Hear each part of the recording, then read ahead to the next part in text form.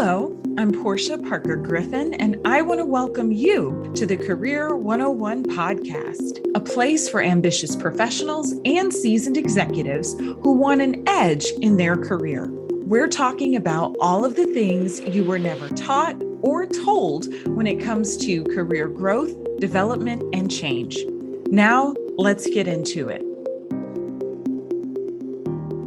Today, we are talking about Image 101, Develop an Executive Presence with Morgan Wider. As a wardrobe stylist and speaker, Morgan Wider advises executives, entrepreneurs, and college students on how to build wardrobes that convey confidence and competence. Morgan has worked with companies such as Google, Walmart, Mercedes-Benz, and Porschia to highlight how an improved image increases performance. Before launching her business, Morgan spent 10 years working at the corporate headquarters of The Gap, Old Navy, Banana Republic, and Carter's. She grew several businesses with her knowledge of merchandising, apparel production, pricing strategy, and international development. Morgan is the author of the best-selling book, The Worthy Wardrobe, Your Guide to Style, Shopping, and Soul. Her podcast, The Worthy Reveal, is available on all streaming platforms, and by sharing her knowledge about the retail industry and her passion for fashion, Morgan helps her clients feel more powerful in all areas of their lives. Hi, Morgan. How are you today? Hi, thank you for having me. I'm excited to be here. We're excited to have you. People ask me about their image and their presence all of the time. Hey, let's get into it. Yes, we're going to have a great conversation. You have a wonderful bio. I'm sure we all want to just dig in. But, before we start talking about Image 101 and really developing that executive presence, we want to learn a little bit more about you. So tell me about 7-year-old Morgan. 7-year-old Morgan was drawing dresses in a sketchbook. I always loved clothes. My mother, I am an only child, and my weekends instead of Little League was going shopping with my mother in TJ Maxx's. Like, we would go explore the city shopping. And I always had a passion for clothing. As a kid, was the only Black girl in most of my classes in Minnesota, was the tallest girl, the curviest girl. So I didn't have the confidence to wear clothes. Like, my mother would buy me, and I was a little bit of a tomboy. My mother would buy me these frilly dresses and socks, and I hated to wear them, but I was still drawn to the concept of gowns and fashion. And I loved that. And I didn't know how to express it, and we can kind of get to how it got to where I was. But I remember vividly most field trips on the school bus, I had a sketchbook and I was drawing these dresses and gowns. Wow. I love that. Drawing gowns in Minnesota. That is so cool. I'm sure you know all about the coats and all of the winter fashion and all that great stuff. I love a sweater and a coat. I do. Yes, Absolutely do. So tell us about your first job, Morgan. So my first job was actually at the headquarters of The Gap, and as in corporate merchandising. And that happened though. Thought I wanted to be a law school student, was an econ major undergrad, did not feel like taking the LSAT after 4 brutal years of economics. The Gap was recruiting on campus, and I applied. I was like, I like to shop. I know a little bit about numbers, and here we are. And so I was blessed to start my career at The Gap in a rotational program that taught me about merchandising, the number side of planning, and then production. And that launched my 10 years in corporate retail, where I was part of the decision making of what color is the blouse that we're going to put on the front of the store, or what's the price point of that blouse, how many color options are we going to have, when we're going to mark down the blouse, what time of year does it come in, all of those things that go into your shopping experience, I help facilitate at those brands. Wow, that is very impressive, Morgan. And also for the first job, I mean, I'm sure you got to get a lot of great experience, from a large corporate level that I would guess, really comes into play when you work with clients today. A little bit. I think now I left corporate retail with the mindset of I want to help everyday women know what I know about clothes and how to shop. So yes, it definitely, my merchandising background helps me be more pragmatic about what shopping decisions a person with a limited budget should make. I knew I wanted to work with everyday people people when I launched my own business and went on my own. I didn't want to do the celebrities, the TV shows, the movies. For me, my career was in Old Navy, Banana Republic, Gap, Carter's, OshKosh, where everyday people shop. So that's where I learned my love of clothes and learning the decisions that people make when they're buying for clothes and how can I help you make smarter ones. Yeah, that is so interesting, Morgan. And one thing about your background that I've heard from some of our clients is that you were in that rotational program. The R&P program, yes. Yeah. And so some of the larger corporations have these rotational programs. They might be focused on leadership or other areas of the business or functional units like you mentioned, Morgan, and people usually get a lot of great experience from those programs. So yeah, Portia, that was actually the selling point for why I took the job at the Gap. My mom ran a rotational program for an insurance company, and she said, Morgan, even if you don't end up wanting to work in retail, this will be a good learning experience for you. And that started the 10 years in the corporate retail. That's great. That's great. I think it's great advice from your mom. So I guess to kind of think about that time before you started your business, just tell us about some highlights or, pivotal moments in your career.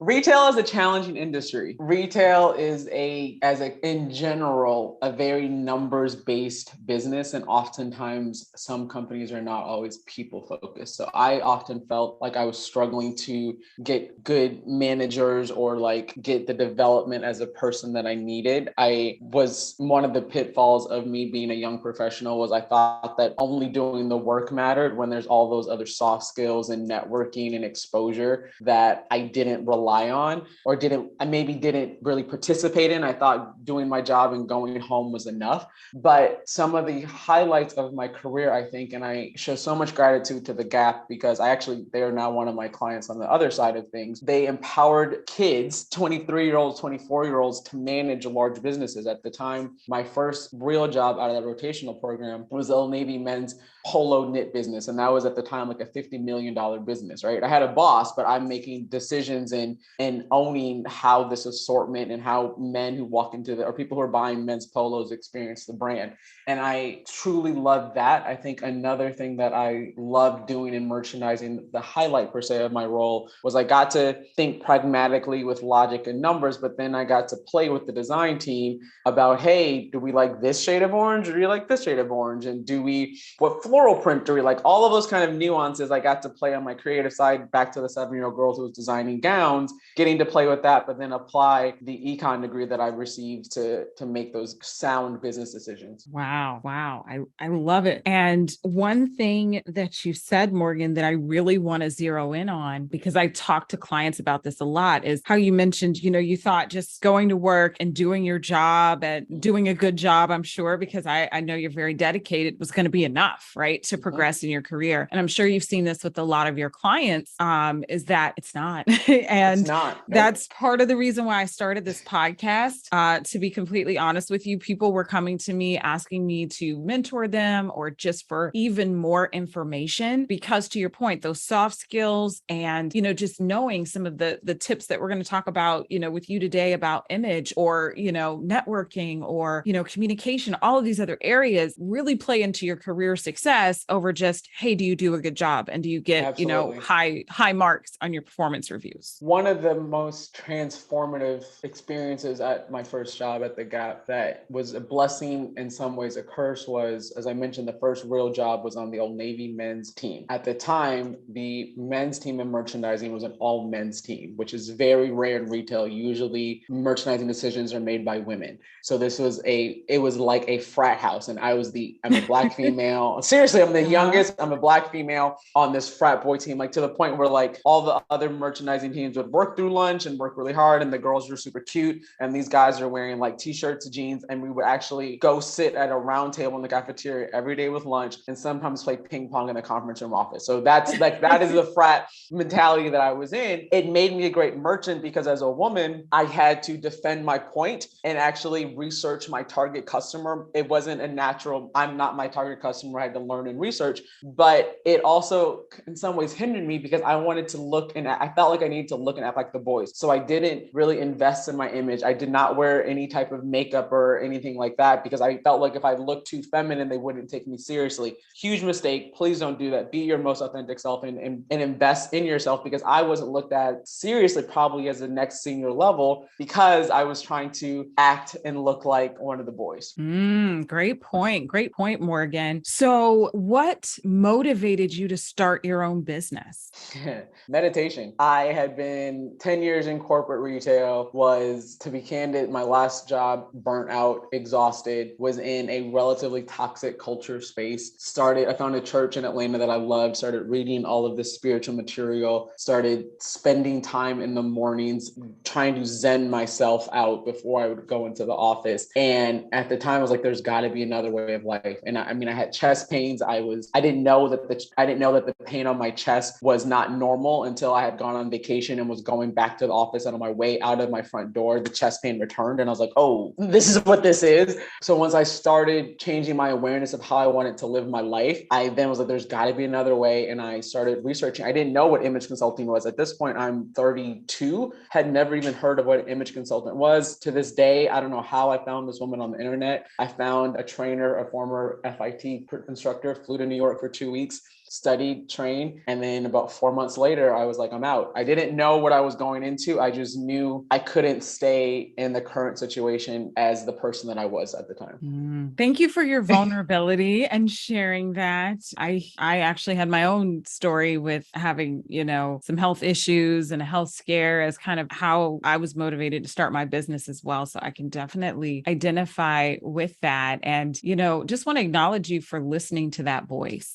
I don't know if you hear this from your clients, but for a lot of our clients that are career focused or, entrepreneurs, sometimes they hear that voice, they hear that message, and then they just kind of push it away and push it to the side, for weeks, months, or years. So, I want to acknowledge your bravery for kind of looking into that. The great Oprah Winfrey says, like life tries to speak to you, like whether at first it's a whisper, then it's a tap on the shoulder, and then it's like the brick wall that comes slamming down on you. So you get to choose when you listen. Hopefully you may want to listen when it's just a whisper and not the brick wall, because I think no time is ever wasted and no experience is ever wasted. But I think the message is like being unhappy does not have to be your norm. Living with the chest pain does not have to be your norm. I think we sometimes lose our sense of agency or lose our sense of choice, and we get caught up in the security, quote unquote, of a paycheck or benefits or all of those things. But people lose their jobs every day. Like you walking away from a job that you think is secure doesn't necessarily guarantee it's going to be secure. Can I tell you this? This is not a very appropriate story, but I'll be very candid. We're going to be vulnerable here. At the time, my last job before I walked away from corporate America, I was international merchandising. I was helping build franchises of the Carter's and Oshkosh product overseas. And I was young, single. I was the only single person on my team. There had been talks of me moving to China or India to help build up these franchises. And I never thought I'd be an entrepreneur. My parents didn't think so. So when this awakening came, everybody was shocked. I'm like, I gotta go. Walk into my SVP's office. He's shocked. And he's saying, how much am I paying you? You're going to really leave? What are you doing? I'm like, I don't know, but I just gotta go. He's like, I can't believe you leave this great company. I'm like, well, here I go. A year later, I had the opportunity to come back to that same building, not the same company, but the same building for a workshop. And of course, I dressed super fabulous and whatever. And I actually run into that SVP in the lobby. He had been let go. So there's that, right? Like there's what we think of and what we put our security on of other people, other jobs isn't necessarily the safest place to do it. Sometimes betting on yourself and betting on the universe or whomever you believe in. Entrepreneurship is an act of faith in the largest sense, but what we think of security is not always the same, is not truly secure. I could echo that until the cows come home. Yes, yes, and yes. And I think a lot of people, during, the pandemic and, what we've been through with all the reorganizations and everything going on, a lot of people have experienced layoffs, from large, companies and organizations. So you're right. Nothing is really set, guaranteed, promised. Exactly. Absolutely. So Morgan, you started telling us a little bit about, you learning about image consulting, but for those who don't know, what is an image consultant? Oh, I haven't been asked that question. I wouldn't speak on the behalf of all the image consultants, consultants out there, but I view my role as helping clients or audiences create alignment between who they are, who they want to be, their professional goals, their personal goals, their personality within their image, so that people can perceive them in a way that is in alignment with where they want to go and who they are. I love it. I love it. So from your perspective, how can developing someone's image be helpful in their career? Oh man. Okay, so I'm gonna say your image is everything because this is my role, right? But going back to, and let's just assume all things being equal, and there's studies after studies that talk about this, but you doing the hard work is not enough, which is what we went back to. It's also about how people perceive you. And if you are, in my case, I was only perceived as the worker bee who did the job, but I wasn't being perceived as a leader. And some of that was my communication style, and again, being around all of the boys, but I also didn't dress or convey the image of leadership. I think as human nature, we make first impressions based on image and how people look. The brain makes 60% of the brain's judgment about someone in the first 7 seconds come from their wardrobe choices. So your image and how you communicate who you are with your clothing choices, your hair, your makeup, your nails, it is so critical, and it's so overlooked. And I think I work with a lot of professionals, especially Black and brown professional women, where we're taught that you have to be smart and not pretty, or pretty can be a distraction to your smartness. And that was me. I wanted to be one of the guys. I wanted to know my business, and that was it. And I didn't want you to be distracted by me as a woman or my prettiness or whatever. But investing in your image is also investing in your career, because you're going to be perceived as a leader. It's about showing, if people are expecting you as a leader to be able to manage large scopes, you have to be able to manage yourself. And so managing yourself means managing your image. Is your hair done? Are your nails taken care of? For gentlemen, are your suit pants fitting correctly? Are your shoes shined? All of these things show the message of making the effort and being able to manage yourself. The Career 101 podcast is brought to you by Fly High Coaching, where we help our clients soar to their full potential. More and more professionals and executives are setting out to achieve their career goals. But without the right support, it can be difficult, if not impossible. Whether you need career coaching, interview coaching, or a professional resume, we're here to help. Check us out on our website, fly-highcoaching.com. You said a lot there. I think, again, people are going to need to listen to this episode over again, because you just had a lot of great nuggets there. To your point about women, and also women of color, but I've seen it with all women as well, as far as some of our clients. And I've talked to my husband about this and some other kind of male colleagues that I see. To your point about being the total package, right? And everyone looking at, what they can see, from your hair, your face, your makeup, your clothing choices, all of that. I think for a lot of men, and this has just been my perception, sometimes their appearance is not scrutinized as heavily, right? They can walk in and, kind of look a little disheveled, right? And then whatever he's saying, it's like, oh my gosh, he's a genius. But I think a lot of times if a woman walks in and she's disheveled, a lot of people won't even listen to what she has to say, because they're like, oh, wow, she can't take care of herself, right? To your point, she can't manage how she's looking. And then, like you mentioned, they don't perceive you as a leader or an authority or someone that they should pay attention to. What are your thoughts on that? Is that just— That was me. I was wearing essentially the same things as the guys that I worked with and not being taken seriously.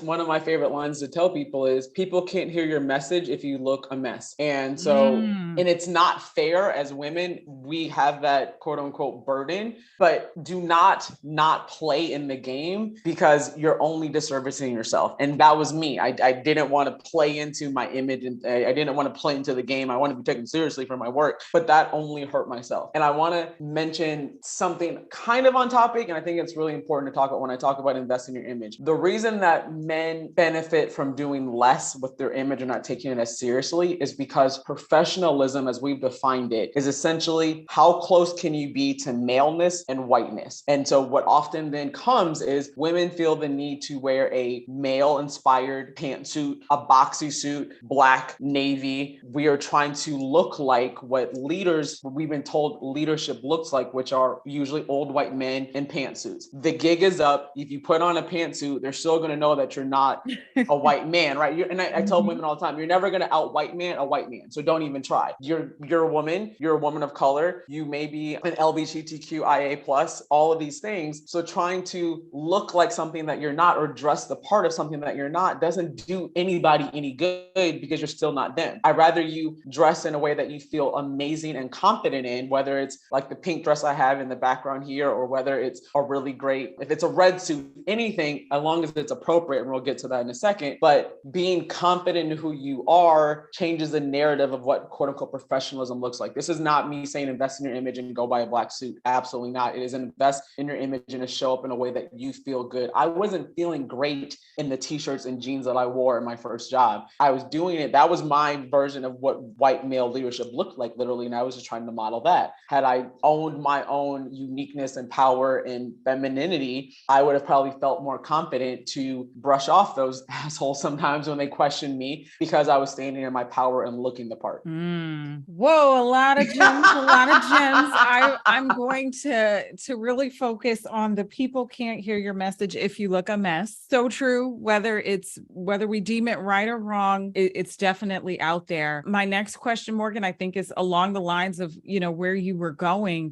From your perspective, what are some of the biggest challenges you've seen clients have with their image? You've already given us some. The biggest challenge, I just had a client this morning, CEO, she's a 52-year-old woman. She wants to look like a CEO. She's leading a team and she's scared of the attention. So she's scared of, people are going to be looking at me now. So she's been wearing all black, trying in boxy suits and trying to blend in. But I was like, look, if you want to look like a CEO and be the leader of your team, then you have to become the face of your business. And so I think oftentimes, no matter what role you're in, we want to play small and not draw attention to ourselves. But again, the gig is up. People are going to still see you in the room. So you might as well give them something good to look at. Another common mistake that I see is a scarcity or lack of abundance mindset, or people are scared to invest in their wardrobe because they don't think they'll get the return on the investment per se, or they think that spending money on clothes is frivolous. Instead, you have to look at this as investing in your wardrobe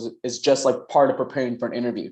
If you came in a suit that didn't fit you well, wasn't dry clean, was wrinkled, or was too tight or anything like that, you probably or maybe not get a second interview. So investing the time in finding a great suit in advance, taking to get alterations, getting it dry clean, those are monetary investments that end up paying off. You may not quote unquote see it.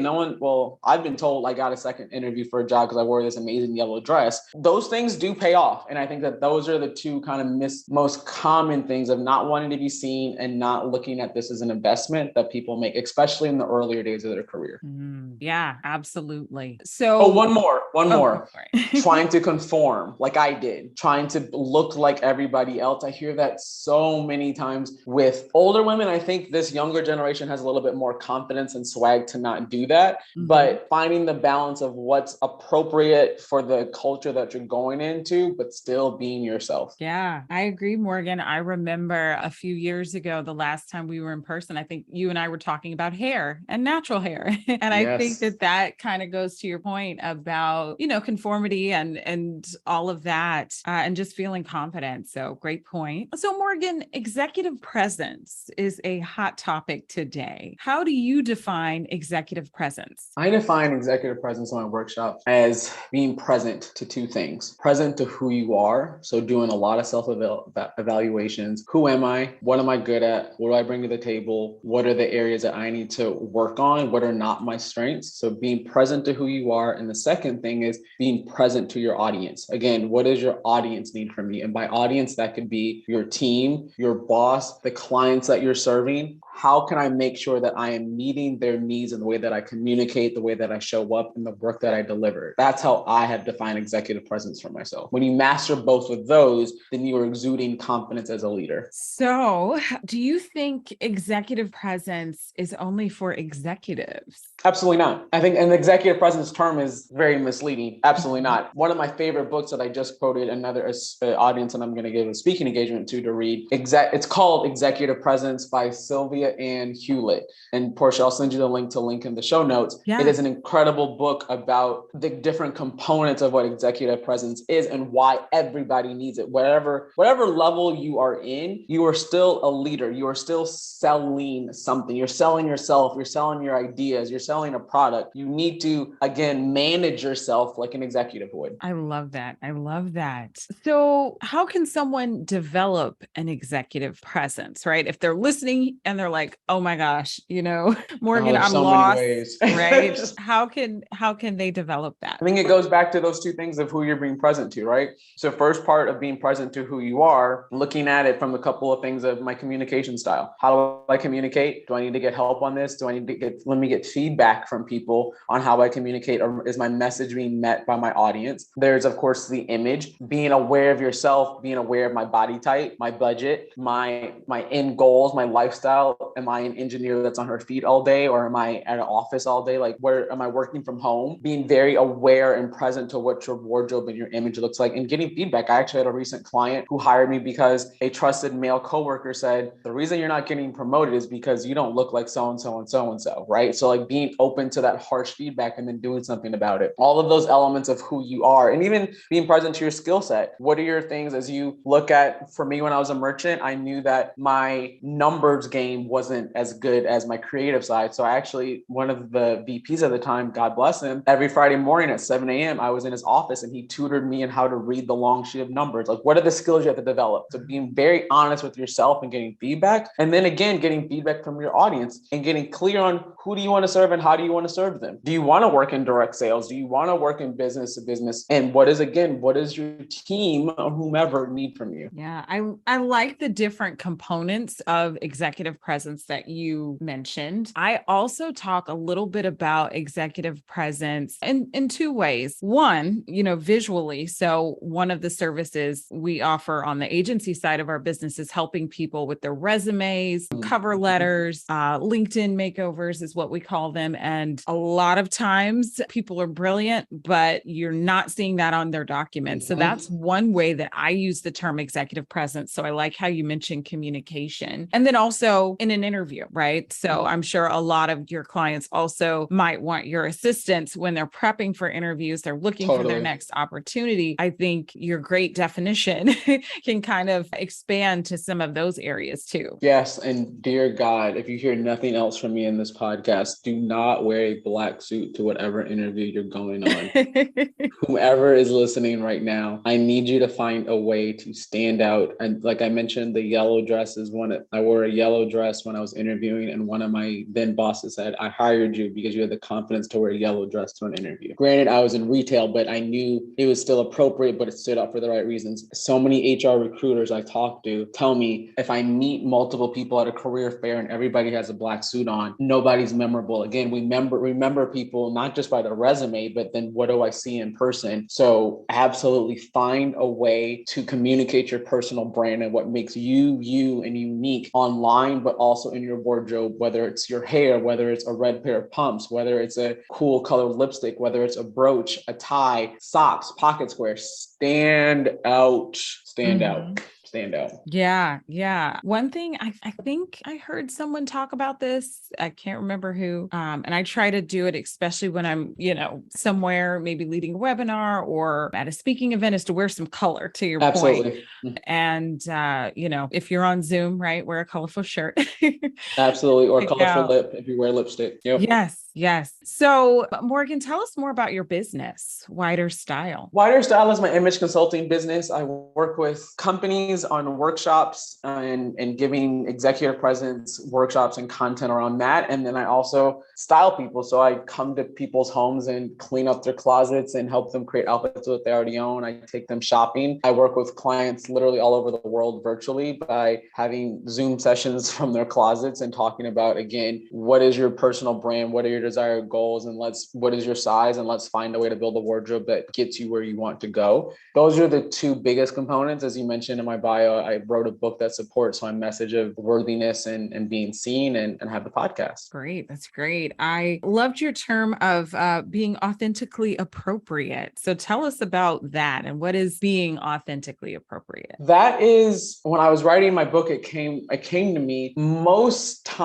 generations. So I'm 38 and we've been taught, a lot of us, to assimilate into the culture that you're going to be in. So how do you always look appropriate? How do you look appropriate for an interview? We're often taught wear the black suit to be appropriate. But what's missing often is the authenticity. For some Black and brown women, it could be, I felt like I had to relax my hair, straighten my hair to be appropriate, or wear a menswear inspired suit. All of those things, we lose our authenticity when we are trying to be appropriate, safe, appropriate. So what is the balance between the two? On the other side, if you are so authentic to who you are, you may not be appropriate for your audience. If you authentically feel like wearing sweatpants into the office, that may not be appropriate for your client or your demographic. And it could be, depending on where you're going and if you work at a certain company, it could be, but that's the goal is, and I've created an online assessment that I use to work with my clients. That's literally a 50-50 break between what is your audience need, what's appropriate, what's authenticity for you. Because if one of those is out of whack, then your executive presence, your communication doesn't land as well. I love the fact that you have an assessment because I'm sure you do. You guys are probably you guys are the portal, all the assessments over there, right? Yeah, I love that though, because also when working with clients,